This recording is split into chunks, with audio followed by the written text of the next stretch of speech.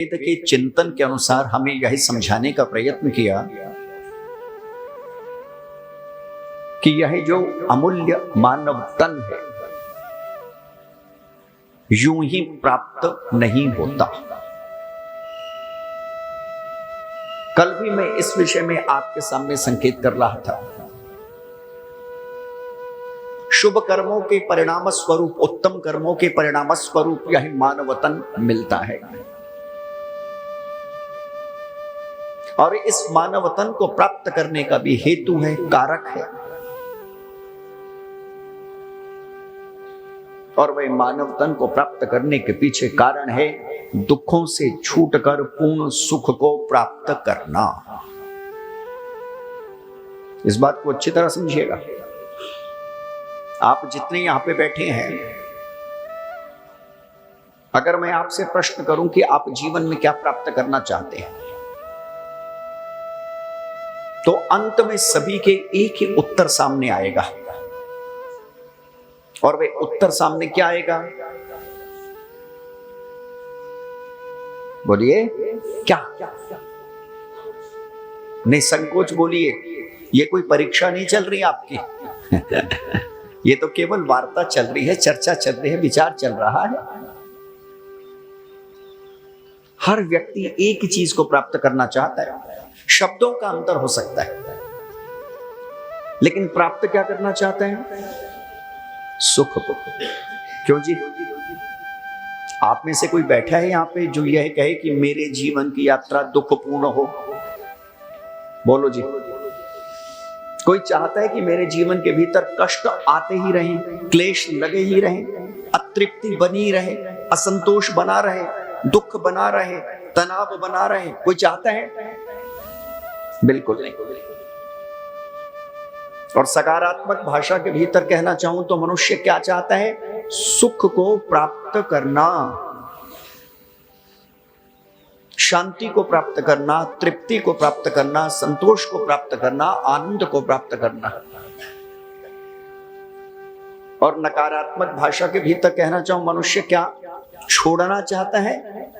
तो उत्तर दिया हमारे ऋषियों ने, दुख को छोड़ना चाहता है, क्लेशों से पल्ला झाड़ना चाहता है, क्लेशों से मुक्त होना चाहता है, बंधन से मुक्त होना चाहता है, पीड़ा संताप से मुक्त होना चाहता है, पीड़ा और संताप से रहित जीवन को प्राप्त करने का प्रयत्न करता है हर मनुष्य। लेकिन वास्तविक स्थिति क्या है? ऋषियों ने समझाया, को अपि कुत्रापि सुखिना। दार्शनिक आचार्य कहते हैं, लेकिन स्थिति क्या है? कोई भी यहां पर पूर्ण रूपेण सुखी दिखाई नहीं पड़ता। किसी को किस प्रकार का दुख है, किसी को किस प्रकार का दुख है। धन एकत्र कर लिया और धन एकत्र करने के बाद सोचा अब सारे दुख समाप्त हो जाएंगे, तो ऐसा नहीं होता। ये बड़े मजे की बात है। अंतर समझिएगा। जब तक धन नहीं मिला था तो एक स्वप्न व्यक्ति लेके चलता था, एक आशा के साथ व्यक्ति जीता था, और वह आशा के मूल बिंदु में क्या विचार था, क्या केंद्र बिंदु था? धन मिल जाएगा तो मैं सुखी हो जाऊंगा, धन मिल जाएगा तो मैं संतुष्ट हो जाऊंगा, धन मिल जाएगा तो मैं प्रसन्न हो जाऊंगा, धन मिल जाएगा तो मैं आनंदित हो जाऊंगा। और हुआ क्या? धन मिल गया, लेकिन धन मिलने के बाद सुख नहीं मिला। और हुआ क्या? धन के बाद और इच्छाएं बलवती हो गई। थोड़ा सा धन था, सोचा ज्यादा, ज्यादा हुआ सोचा उससे ज्यादा, उससे ज्यादा हुआ तो सोचा उससे ज्यादा। और परिणाम क्या हुआ? इच्छाओं की अंधी दौड़ में मनुष्य दौड़ता रहा, और जब समय समाप्त होने को आया तो परिणाम केवल और केवल दुख। इसका यह अर्थ नहीं है कि धन में दुख है। इसका अर्थ यह, धन की अंधी दौड़ में दौड़ते हुए धन का विवेकपूर्ण प्रयोग ना करने से दुख पैदा होता है। अगर धन में दुख होता तो शास्त्रकार धन उपार्जन का विमर्श ही न देते, धन उपार्जन की बात ही नहीं करते। सभी शास्त्रों में और विशेषकर वेद में भिन्न भिन्न स्थानों पे धनोपार्जन की बात कही गई है, लेकिन साथ में यह भी कह दिया गया कि धन को एकत्र करने के बाद धन की वासनाओं के तुम दास बन गए और अपने धर्म को भूल गए, और धन को कमाकर अगर अच्छे कर्म नहीं किए, धन को कमा के यज्ञ नहीं किया, धन को कमा के दान नहीं किया, धन को कमाकर किसी व्यक्ति की सहायता नहीं की, और धन को कमाकर मात्र भोग लिप्सा में लिपट गए, अभिमान में डूब गए, अहंकार में डूब गए, अविद्या में डूब गए, तो यही धन पतन का हेतु भी हो जाएगा, दुख का कारण बन जाएगा। तो व्यक्ति ने सोचा धन मिल जाएगा, सुखी हो जाऊंगा। एक दार्शनिक ने बड़ी सुंदर कल्पना की है, याद आ गई।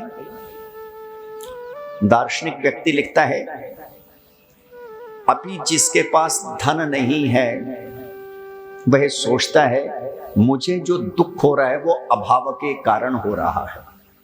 शब्दों पे ध्यान रखिएगा। अभाव का अभिप्राय धन नहीं है इसलिए दुख हो रहा है, कमी है इसलिए दुख हो रहा है। एक रिक्शा वाला रिक्शा चला रहा है, आपके घर को देखता है, करोड़ों का आपका घर है, और आपके घर को देखते हुए सोचता है घर में बैठा व्यक्ति कितना सुखी होगा, कितना पैसा इस व्यक्ति के पास है, कितना सुखी होगा, भगवान मेरे पास भी इतना पैसा आ जाए तो मैं भी सुखी हो जाऊंगा। अभाव है इसलिए मैं दुखी हूं, मन ही मन सोचता है। और थोड़े दिनों के बाद वे व्यक्ति मेहनत करने के बाद धनवान बन जाता है, लेकिन बड़े मजे की बात, दुख ज्यों का त्यों बना रहता है। पहले किस चीज का दुख था? अभाव का दुख था। अब किस चीज का दुख है कि सोचा था धन से अभाव मिट जाएंगे, धन की उपलब्धि से सुख मिल जाएगा, लेकिन धन उपलब्ध भी हो गया लेकिन फिर भी सुख नहीं। ये और गहरा दुख हो गया। एक स्वप्न तो था, एक आशा तो थी, एक आस तो थी कि मिलेगा तो मैं सुखी हो जाऊंगा, लेकिन मिलने के बाद वो आशा भी टूट गई, वो विश्वास भी टूट गया। मिल भी गया लेकिन फिर भी आदमी दुखी।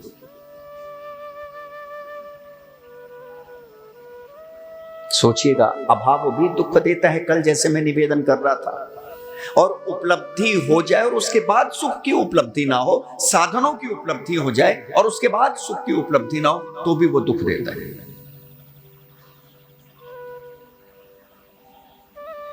तो इसका क्या मतलब हुआ कि संसार के भीतर हम सुख को प्राप्त नहीं कर सकते? नहीं, संसार के भीतर हम सुख को प्राप्त कर सकते हैं। इस बात को अच्छी तरह ध्यान में रखिएगा। आपसे पूर्व भी ऋषि जन रहे, आपसे पूर्व भी श्रेष्ठ जन रहे, आपसे पूर्व भी साधु संत रहे, आपसे पूर्व भी अनेक प्रकार के व्यक्ति रहे जिन्होंने सुख को प्राप्त किया। वेद के भीतर भी सुख को प्राप्त करने के अनेक गुणों को धारण करने की बात वेद के भीतर कही गई है। शास्त्रकारों ने अपनी रीति से, अपने ढंग से सुख को प्राप्त करने की बात कही। सुख मिल सकता है, इसमें कोई दो राय नहीं है। मिलेगा ही मिलेगा अगर आप प्रयत्न करेंगे, लेकिन वो प्रयत्न कैसा होना चाहिए? वो प्रयत्न होना चाहिए सही दिशा में। समझिए। अब मेरे प्रश्न का उत्तर आप देंगे। एक व्यक्ति सूर्य के प्रकाश की याचना करता है, और याचना करते हुए सूर्य से निवेदन करता है कि मैं आपसे प्रकाश को प्राप्त करना चाहता हूं। और सूर्य जहां से उगता है वो दिशा कौन सी है? बोलो। हाँ, ईस्ट, पूर्व। ठीक है, बहुत अच्छे। ये बहुत अच्छा लग रहा है। आप छोटे छोटे बच्चों को लेके आ रहे हो। एक छोटी सी बच्ची मेरे सामने बैठी है, मुझे बहुत अच्छा लग रहा है।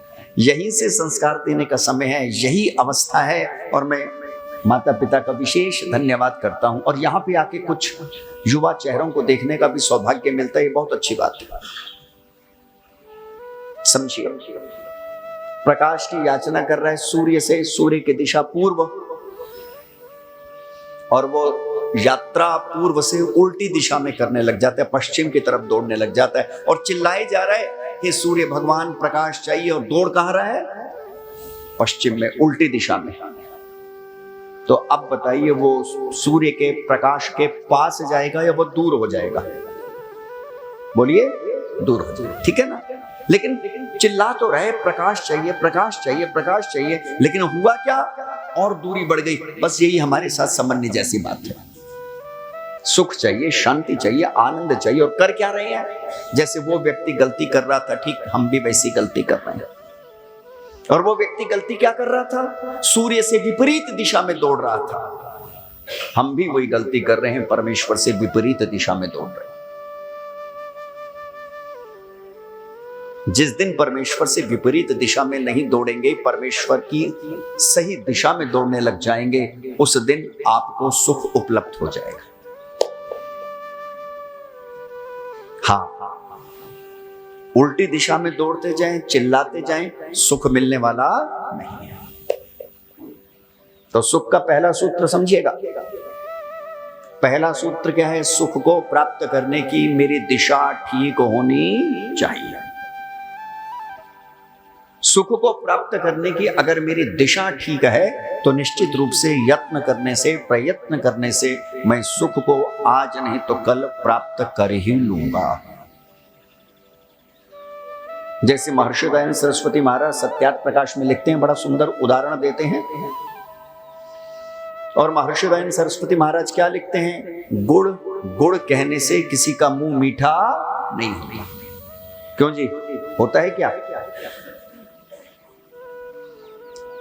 गुड़ गुड़ कहने से किसी का मुंह मीठा नहीं होता, लेकिन यत्न प्रयत्न करने पर शीघ्रता से और विलंब से जब गुड़ मिलता है तो उसका मुंह मीठा हो जाता है। बस ये नियम अच्छी तरह ध्यान में रखिएगा। केवल सुख मिले, शांति मिले, संतोष मिले, तृप्ति मिले, आनंद मिले, आह्लाद मिले, जीवन तनाव मुक्त हो जाए, इससे कहने से ही सब कुछ नहीं हो जाता, अपितु उसके अनुरूप ठीक दिशा में पुरुषार्थ भी करना पड़ता है। इसलिए हमारे ऋषियों ने बड़ी सीधी सी बात कही, और सीधी सी बात क्या कही ऋषियों ने? यथा प्रार्थना तथा पुरुषार्थ, यथा पुरुषार्थ तथा प्रार्थना। इस सूत्र को भी समझ लीजिएगा। जैसी प्रार्थना वैसा पुरुषार्थ। पुरुषार्थ का अर्थ हुआ यत्न, प्रयत्न, उद्यम, एफर्ट्स। और जैसी आपकी प्रार्थना हो वैसा ही पुरुषार्थ आपको करना चाहिए।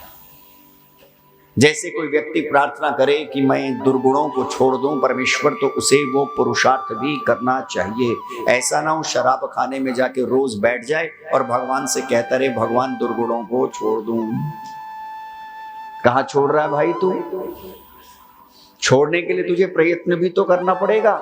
बिना प्रयत्न के किसी भी कार्य की सिद्धि नहीं, बिना श्रम के किसी भी चीज की उपलब्धि नहीं, बिना तप के श्रेष्ठ कामनाओं की सिद्धि नहीं।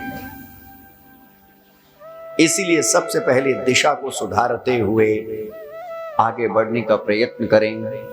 और जब दिशा को सुधारते हुए आप पुरुषार्थ करेंगे तो पुरुषार्थ में भी एक बात ध्यान रखें, और वो पुरुषार्थ में एक बात ध्यान क्या रखेंगे? वो पुरुषार्थ भी ज्ञान पूर्वक होना चाहिए। इस बात को भी अच्छी तरह समझ लीजिएगा। अब मैं पुरुषार्थ की विशेषताएं भी बतलाने जा रहा हूं, किस प्रकार का पुरुषार्थ सुख को प्राप्त करने के लिए होना चाहिए। दिशा ठीक हो, परमेश्वर के सम्मुख हो, परमेश्वर की आज्ञा का पालन ही परमेश्वर की तरफ दौड़ना है, और उसके साथ वो ज्ञानपूर्वक होनी चाहिए। अब वो ज्ञानपूर्वक होने से अभिप्राय क्या है? ज्ञानपूर्वक होने से अभिप्राय इतना ही है, मान लीजिए आप दुर्गुणों से रहित होने की प्रार्थना परमेश्वर से करते हैं, तो उन साधनों का ज्ञान भी आपको होना चाहिए जिनसे दुर्गुण रहितता जीवन में आती है। हम में से बहुत व्यक्ति ऐसे हैं जो पुरुषार्थ तो बहुत करते हैं, लेकिन ज्ञानपूर्वक पुरुषार्थ नहीं करते। अगर आप वेद के क्रम को उठा के देखें ना, तो वेद के क्रम के भीतर सबसे पहली चीज क्या है? ऋग्वेद, है ना जी? जिनको नहीं पता वो भी सुन लें। आजकल तो बड़े दुख के साथ कहना पड़ता है, हम घरों में जाते हैं, बच्चों से वेदों के नाम पूछ लेते हैं तो नहीं बतला पाते। ये बड़ी समस्या आती है। सभी घरों में नहीं, कुछ घर ऐसे हैं जो बतला देते हैं, जहां पे बच्चों को नियमित रूप से संस्कार दिए जाते हैं, जो आर्य समाज में आते हैं। लेकिन सामान्य रूप से क्या, इसलिए मैं जब जब महत्वपूर्ण होता है तो आपसे भी कहता हूं बोलो। सामान्य रूप से क्या होता है? सामान्य रूप से बिल्कुल ऐसा होता है, मैं एक घर के भीतर गया, मैंने बच्चे से पूछा, जैसे है भोजन के उपरांत, बेटा वेद कितने हैं? वो मुझे उत्तर देता है, आचार्य जी 4। मैंने बहुत अच्छे, प्रसन्न हुआ मैंने पूछा नाम बतलाओ कि ऋग्वेद, और बाकी पता नहीं। ये स्थिति है। तो इसीलिए बीच बीच में मैं जितने युवा हैं और जितने पुराने लोग हैं उनको भी कह देता हूं, बोल दो भाई। तो ऋग्वेद ज्ञान का वेद है,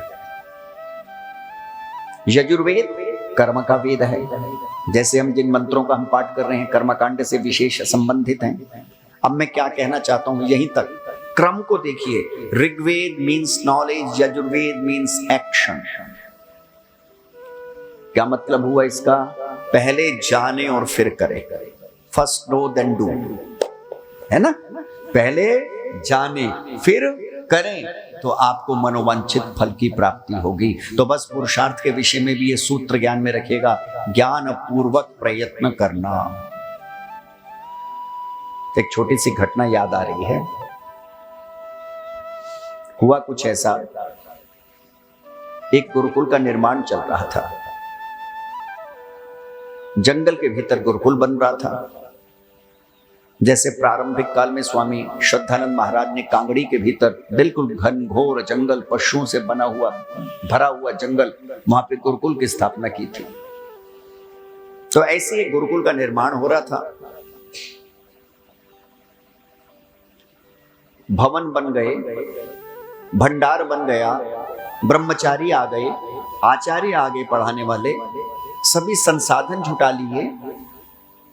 लेकिन एक चीज की कमी थी, बहुत कम था वो, और वो क्या था? पानी। पानी की कमी थी। और जितना पानी स्टोरेज में था वो केवल और केवल 4 से 5 दिनों के लिए पर्याप्त था। 4-5 दिनों के बाद पानी खत्म हो जाएगा ऐसा लग रहा था। आचार्य जी बड़े चिंतित। इतने में नगर का सेठ आया। उसने पूछा, आचार्यवर चिंता का कारण? उत्तर दिया आचार्य जी ने, पानी 4-5 दिन का है, स्टोरेज 4-5 दिन की है। 4-5 दिन के बाद पानी खत्म हो जाएगा तो ब्रह्मचारियों का क्या बनेगा, गुरुकुल कैसे चलेगा? बस यही मेरी चिंता का कारण है। सेठ ने कहा, कोई बात नहीं, यहां से 4 किलोमीटर दूरी पर पूर्व दिशा में मेरी एक जमीन है, वो मैं जमीन गुरुकुल के नाम कर देता हूं। और उस जमीन में मैंने घर बनाना था, लेकिन अब मेरे मन में इच्छा है मैं गुरुकुल के नाम करता हूं। जमीन में 20 फुट की खुदाई करने पर पानी मिल जाएगा। बोरिंग होती है ना जी, 20 फुट की खुदाई करने पे पानी मिल जाएगा। और इतना भंडार है वहां पे पानी का कि कभी कमी नहीं आएगी, भरे भंडार रहेंगे। आचार्य जी बड़े प्रसन्न हुए, सेठ को आशीर्वाद दिया। सुबह का समय था और ब्रह्मचारियों से कहा, चलो उठाओ फावड़े और कुदाले और चलो खोद दो। 4 किलोमीटर पूर्व दिशा में चले जाना, 20 फुट खोद देना, पानी मिल जाएगा। आचार्य ने अपने 4 ब्रह्मचारियों को भेज दिया और अपने काम में व्यस्त हो गए। सुबह के गए ब्रह्मचारी दोपहर होगी वापस नहीं लौटे, शाम होगी ब्रह्मचारी वापस नहीं लौटे, तो आचार्य के चेहरे पे चिंता की रेखाएं दौड़ने लगी। आचार्य के मन के भीतर विचार आया, देखूं तो सही, जाके देखूं तो सही ब्रह्मचारियों की क्या स्थिति है। 20 फुट खोदने में 4 ब्रह्मचारी गए, बहुत अधिक समय नहीं लगना चाहिए, लेकिन यहाँ पे तो बहुत अधिक समय लग गया। आचार्य जा रहे हैं रास्ते में और बिल्कुल मिड पॉइंट में, मध्य स्थान पर ब्रह्मचारी आचार्य को मिल गए और ब्रह्मचारियों के चेहरे पे मिट्टी लगी हुई, एक ब्रह्मचारी के चेहरे पे पसीना, दूसरे के पूरे वस्त्र धूमिल हो चुके थे, धूल में मिल चुके हुए कपड़ों में ऐसे। अब आचार्य ने सीधा प्रश्नों की झड़ी लगा दी और प्रश्नों की झड़ी लगाते हुए क्या कहता है, पानी मिला, कितना मिला, सोर्स कितने दिनों तक चलेगा, मीठा है, खारा है, कैसा है पानी, जल्दी बताओ। प्रश्नों की झड़ी, लेकिन सारे के सारे ब्रह्मचारी मौन, एक नहीं बोला। आचार्य को थोड़ा क्रोध आया, उसने कहा बहरे हो, सुनते नहीं, मेरे प्रश्न का उत्तर नहीं देते। मैंने तुमसे पूछा है कितना पानी है, खारा है, मीठा है, कितना है, बोलो। इतने में एक ब्रह्मचारी हिम्मत करते हुए बोलता है, आचार्यवर, पानी मीठा है, खारा है, कितने दिन चलेगा ये तो बतलाएंगे हम तब जब पानी मिला हो। पानी तो मिला ही नहीं। आचार्य को बड़ा क्रोध आया, उसने कहा अच्छा पानी नहीं मिला, चल के देखते हैं, तुमने खोदा है क्या? बिल्कुल खोदा है। और आचार्य जब देखता है, खुदाई को देखता है तो हैरान हो जाता है। और क्या, ब्रह्मचारियों ने 2-2 फुट के 10 गड्ढे कर रखे थे। बोलो, 2-2 फुट के, खोदा तो 20 फुट ही ना, क्यों? आचार्य ने माथे पे हाथ मारा, मूर्खों, 20 फुट खोदने का मतलब था एक स्थान पे 20 फुट खोद देना, और तुमने 2-2 फुट के 10 गड्ढे कर दी। अब मैं आपसे प्रश्न करता हूं, अगर वो 2-2 फुट के 50 गड्ढे भी कर दे, पानी मिलेगा? 100 फुट खोद दिया, जबकि 20 फुट बुद्धिमत्ता से खोदता तो निश्चित रूप से पानी मिल जाता है। ज्ञानपूर्वक एक स्थान पर अगर वो 20 फुट खोद देता, निश्चित रूप से पानी मिल जाता। इस बात को अच्छी तरह समझ लीजिएगा। हम में से बहुत व्यक्ति ऐसे हैं जो पुरुषार्थ तो करते हैं, लेकिन उनका पुरुषार्थ कैसा होता है? 2-2 फुट के गड्ढे खोदने जैसा। ज्ञान शून्य पुरुषार्थ, अज्ञानता से युक्त पुरुषार्थ, उसका लाभ नहीं है।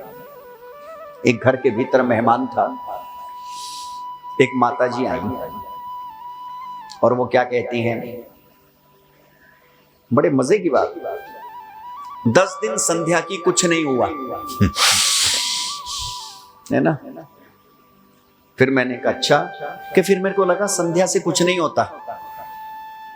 फिर मैंने दूसरा काम करना शुरू किया, 10 दिन स्वाध्याय करना शुरू कर दिया। 10 दिन स्वाध्याय किया, लेकिन फिर भी कुछ नहीं हुआ है? कि फिर मैंने कहा स्वाध्याय से भी कुछ नहीं होता, चलो 10 दिन हवन ही करूंगा आर्य समाज में। कि 10 दिन आर्य समाज में हवन भी कराई, फिर भी खोपड़ी ठीक नहीं हुई। कि फिर मुझे लगा हवन से भी कुछ नहीं होने वाला, पंडित जी का प्रवचन ही सुन लो 10 दिन वो भी सुन लिया। और बड़े मजे की बात, सारे गड्ढे खोद दिए और पानी एक से नहीं निकला। अगर एक ही गड्ढा ज्ञानपूर्वक खोद दिया होता, वहां श्रम पूर्वक, ज्ञान पूर्वक और लंबे समय तक खोद दिया होता, तो परिणाम सुख का जल, आनंद का जल मिलता ही मिलता। इसलिए पतंजलि क्या कहते हैं, जो आपका पुरुषार्थ भी होना चाहिए ना, कैसा? सा तू दीर्घकाल नैरंतर्य सत्कारा सेविता दृढ़ भूमि। यह सूत्र समझ लीजिएगा, बहुमूल्य सूत्र है। सुख प्राप्त करने का, आनंद प्राप्त करने का, उस मार्ग पे चलने का। निवेदन भी करूंगा कल मैं सुख के उपायों का, लेकिन आज संक्षेप में भूमिका के रूप में कह देता हूं। और वो कैसे, जो भी आप सुख प्राप्ति के मार्ग पे चलेगा, तो उसका पहला जो प्रयत्न होगा, पुरुषार्थ होगा, दीर्घ काल तक होगा। समझ लीजिएगा, लंबे समय तक आपको पुरुषार्थ करना पड़ेगा तो जाके सुख मिलेगा। ठीक है। दूसरी बात, निरंतर करना पड़ेगा। कई व्यक्ति ऐसे होते हैं लंबे समय तक तो करते हैं लेकिन निरंतर नहीं करते। ठीक है ना। और कई निरंतर करते हैं लेकिन लंबे समय तक नहीं करते, ये भी समस्या है। कई व्यक्ति ऐसे मिल जाएंगे निरंतर है लेकिन क्या लंबा समय नहीं है। सज्जन मिले, आर्य समाज में कितने समय से जा रहे हो, मैंने प्रश्न किया 25 साल। बहुत लंबा समय है भाई, लेकिन जाते कब हो? प्रसाद के समय है ना, दीर्घकाल ही नहीं है ना। बिल्कुल आप पहुंचे हो कब? जब प्रसाद बंटने वाला है, शांति पाठ होने वाला है, आपने सुना ही कुछ नहीं, है ना। और कई व्यक्ति ऐसे होते हैं निरंतर तो जा रहे हैं पहले, दीर्घकाल तक नहीं, और कोई दीर्घकाल तक जाते हैं निरंतर नहीं।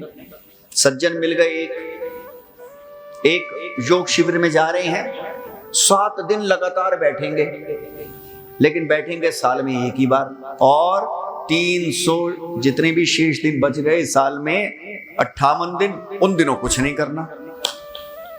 फिर कैसे बनेगा भाई? इसलिए पतंजलि बड़ी सुंदर बात कहते हैं, तुम क्या करो प्रयत्न, कैसा हो आपका प्रयत्न, दीर्घकाल भी हो और लंबा भी हो। धन्य है वो जिनका प्रयत्न दीर्घकाल भी होता है, लंबा भी होता है। और तीसरी बात कही, सत्कारः सेवितः, श्रद्धा पूर्वक, ज्ञान पूर्वक, तप पूर्वक। इन शर्तों को पूरा करो।